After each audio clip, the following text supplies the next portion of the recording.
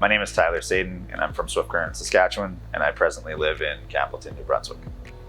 If what I'm saying here doesn't have a personal feel to it, then the purpose of this video is not going to go through. This video is for those people who are freaking randomly stumbling across a video on YouTube, or somebody sends the link, or a parent or whoever. It's for that person that has absolutely no hope. Because I was him. I was that guy with no hope. I was that guy that couldn't, get it right, couldn't do it right. I could work, I could weld, I could do things, but inside I was this dead freaking person that had nothing on the inside. And addictions is the sole thing that stole all of those things from me. So this is my story. I was introduced to drugs fairly young, drugs and alcohol, when I was only 11 years old.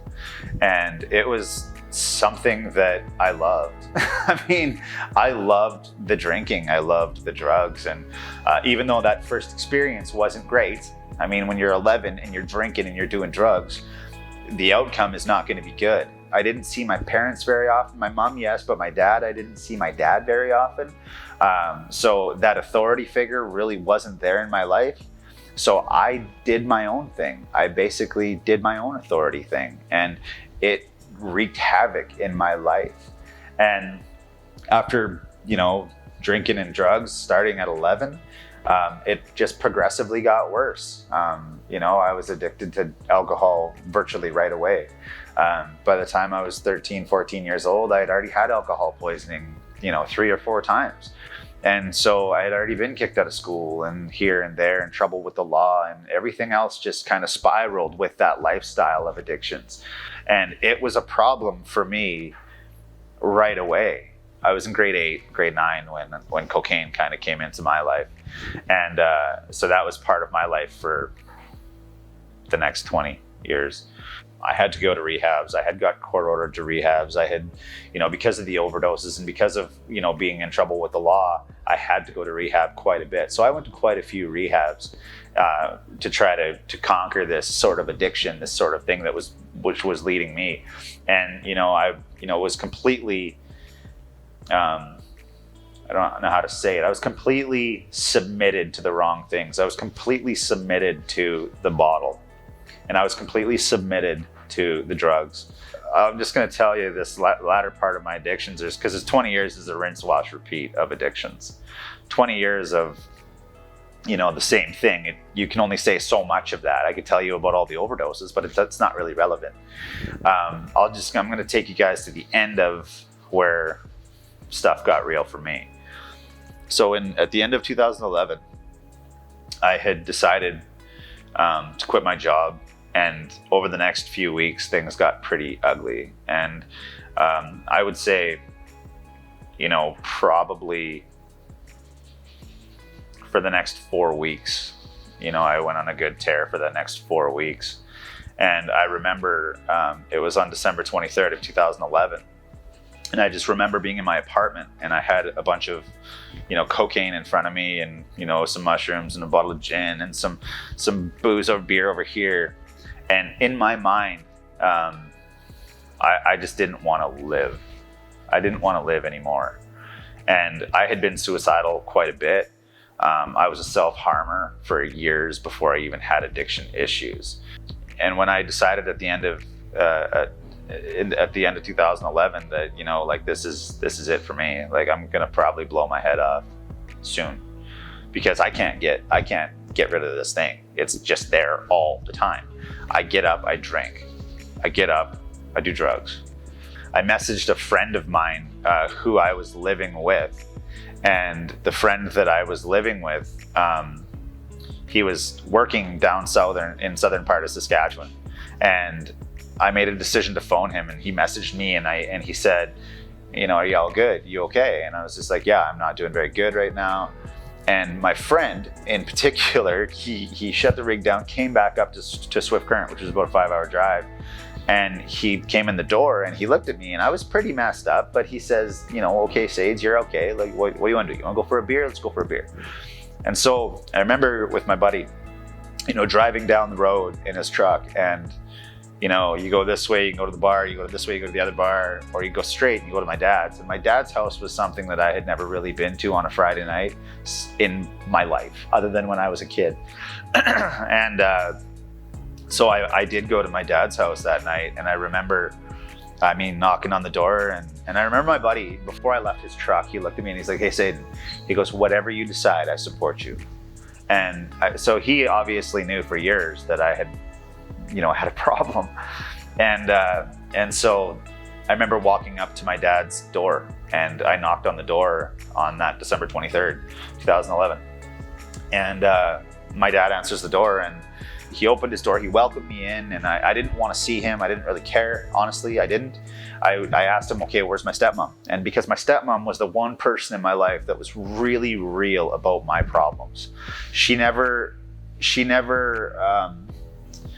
called the spade a spade. You know what I mean? Like, if you have alcohol poisoning at 12, you have an alcohol problem.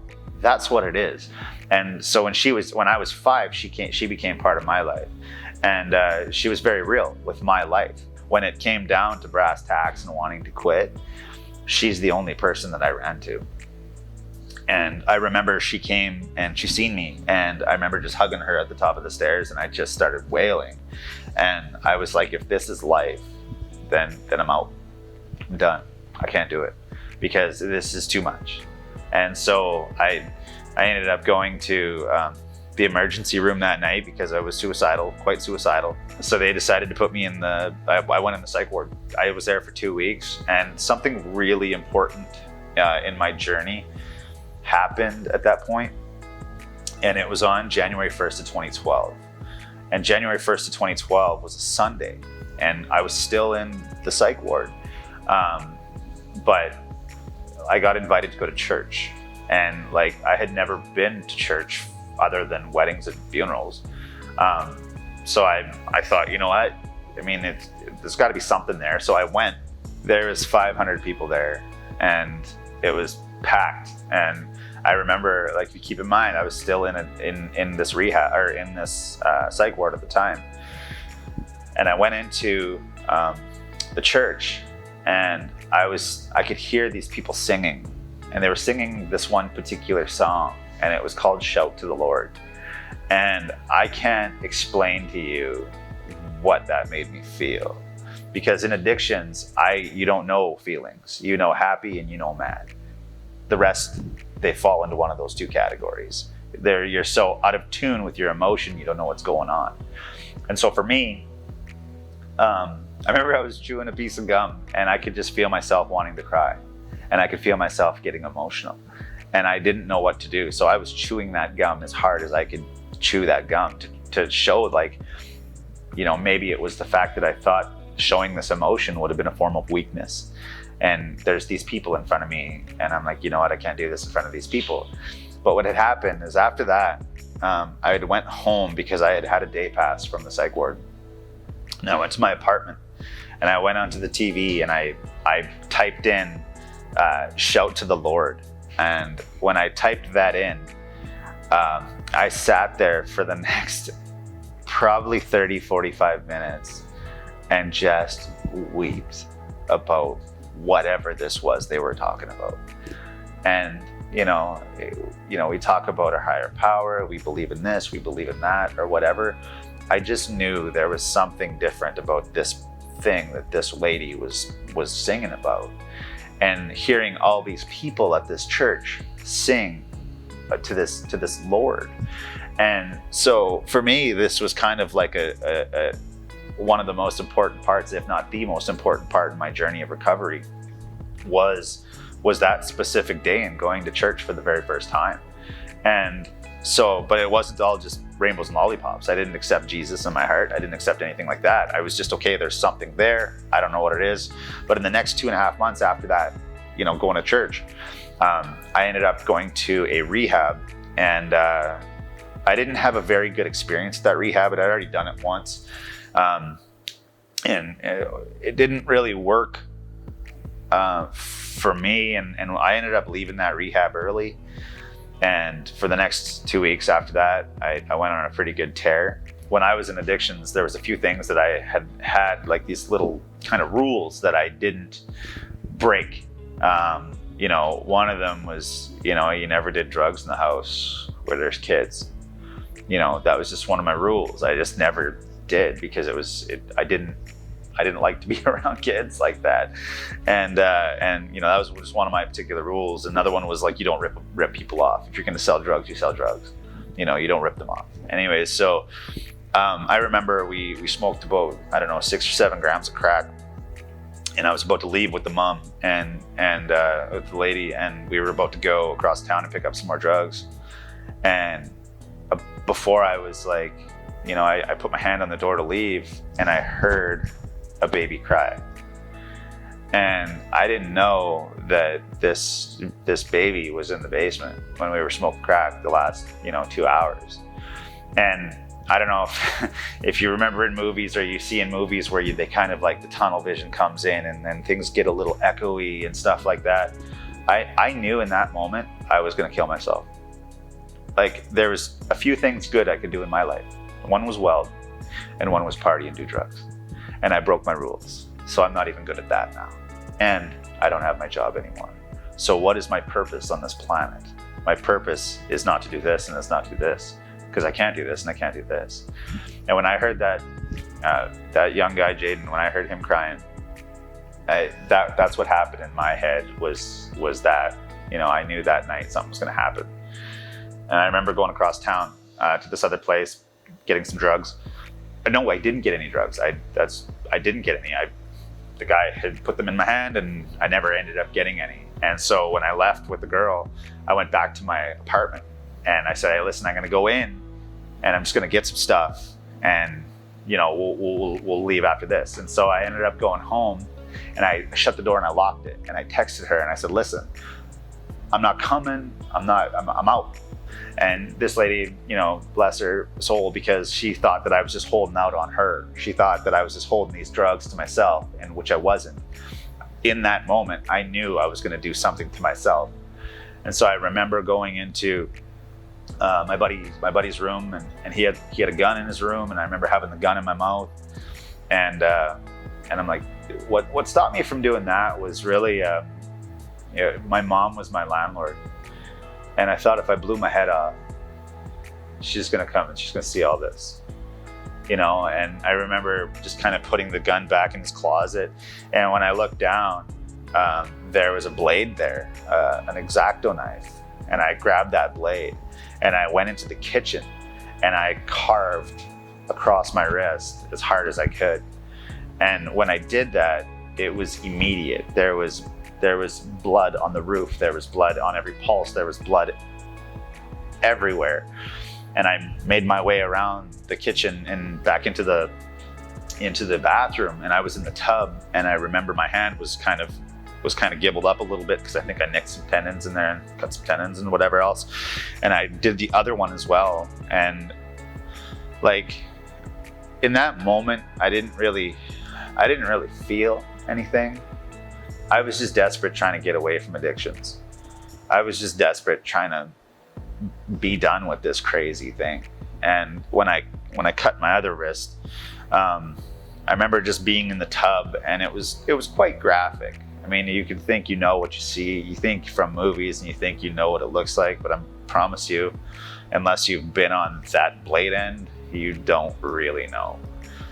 And so, you know, when I did that one, I remember I looked down at my phone. My phone was on the edge of the tub, and it was 12:28 a.m. On March 28th of 2012. And, you know, there I am trying to like end my life in this tub. And like in reality, it's my older sister's birthday. It was her birthday that I was trying to kill myself on. And, you know, that's a fairly significant date. That's a fairly significant time. And my buddy, when he messaged me on the phone, he said, "I love you, bro." And so he knew something was happening as well. And so, like after that, I blacked out. I fainted.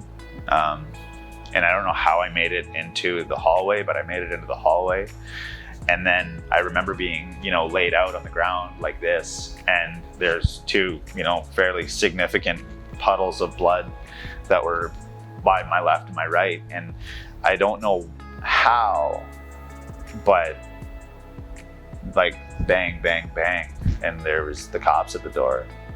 And then the cops, entered. And I remember this one particular cop taking one of my shirts and he like wrapped it around my arm. And he said, I remember him saying, "This is gonna hurt." And he just stood on my wrists. He stood on this one and another guy on this one. And from there, I ended up going to Swift Current Hospital.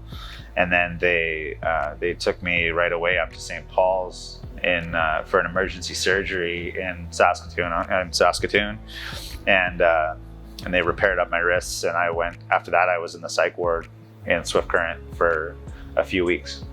And in that time frame of being in the rehab, in the psych ward, my stepmom had came to me and she brought me this pamphlet, and it was for Teen Challenge. And I'm looking at this thing and I'm like, yo, this is for freaking teens. Like, I'm not going to a rehab for teens. And she said, no, it's not for teens. Like, you have to be at least 17 or 18 to go. It's just the name of the rehab is called Teen Challenge. And Teen Challenge itself, it wasn't appealing to me at the start, but what I liked about it was I was going to be there for a full year in the actual facility. And so what I did was I thought, okay, let's seriously take a look at this rehab, because I had done the 28 days. I had done all these other rehabs, and they didn't do a whole lot for me. Not to say that they don't do a lot for people, but they just didn't do it for me. I needed something different. I needed something else. And so I went to Teen Challenge, and in Teen Challenge itself, it was hard. You're there for a year, but it turned out to be 3 years of my life was in that particular rehab. But on my birthday, May 1st of 2012, I ended up going on. It was my 29th birthday. I went into that rehab for a year, and shortly into that program, I accepted Jesus into my heart. And part of being in that rehab was, going across different churches and telling your story and talking to people and connecting with people and conversing with people and, all of these things. And that really, for me, was one of the most important things in my recovery was, without a doubt, was accepting Jesus into my heart and giving me a hope in a different direction. Because as far as making money, making everything in the world, I had already done that. It was something else missing, and the thing that was missing in me was my higher power, which was Jesus, which is Jesus. And so, after accepting Jesus into my heart, it wasn't all just rainbows and lollipops. It was hard. Like it's so much easier to fall back into addictions than it is to stay out of addictions. If you walk the same path for 20 years. If you walk this straight path back and forth for 20 years, there's going to be a big rut there. So it's so easy to fall back into that rut, So it's the same thing with smoking crack or drinking beers or whatever. If you do it for X amount of years, it's so easy to fall back into that path of destruction. And it's I'm not going to say that it's inevitable, but the pull is always there. The pull is always there. Now, the more you walk out your recovery, the less the pull is. But it's not to say that it doesn't happen. It's not to say that it won't happen, but the pull is definitely there. My biggest struggle in my life was addictions, by far. It was the hardest thing for me to overcome. So when I did conquer that, when God helped me through that, it became the best gift for me to have. And so for me to sit here and give back, because the best gifts that you have are not meant for yourself. They're meant to give away. So for me, that's why I like to give back. I love to talk to people about addictions. I like to go to the rehab and just be real with people, because that's what people want, is realness. People want to be real. People want to see a real you. So I couldn't sit at this table and tell you, I became who I am today because I just made the right choices. God took my heart and transformed it into something different. God took my life, which was just this absolute mess, and he made it into a story that can help people. So, you know, butchering your wrists and having guns in your mouths and, you know, always being in trouble with the law became a testimony of something great, became part of a story that was so much bigger than just this. And so again, this is for that person that is stuck in that area, and it's an option. There's always an option out, you know.